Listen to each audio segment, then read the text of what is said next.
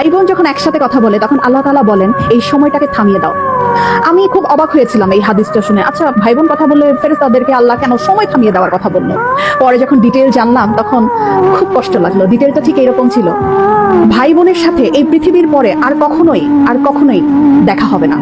হাসরের ময়দানে না, আখিরাতে না, কিয়ামতের পরে না, জান্নাতে না, জাহান্নামে না, কোথাও না।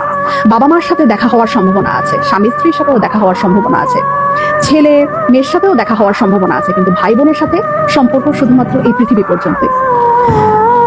তখন এত খারাপ লাগলো ব্যাপারটা জেনে যে আমার যে বোন আছে অথবা আমার যে ভাই আছে তার সাথে আমার আর কখনোই দেখা হবে না এই পৃথিবীর পরে, মানে মরে যাওয়ার পরে তার সাথে আর আমার কখনোই কথা হবে না। এত ক্ষণস্থায়ী একটা সম্পর্ক আমাদের। যারা সম্পত্তি নিয়ে ঝামেলা করে ভাই বোনের সাথে কথা বলে না, যারা অনেক ঝগড়া বিবাদের কারণে ভাই বোনদের সাথে কথা বলা বন্ধ করে দেয়, তারা না করেন না এই ব্যাপারটা। সময়টা না খুব কম, আমাদের খুব কম।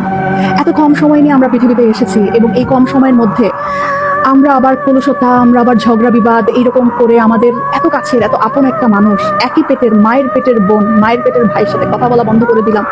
এই মানুষগুলোর সাথে তো আমাদের আর পৃথিবীর করে দেখাও হবে না, কথা হবে না। কি দরকার মনে এত কষ্ট রেখে? ভুলে যাই না সব, ভুলে যাই। অল্প একটু সময়ের ব্যবধান, তারপরে সব নাই, শেষ।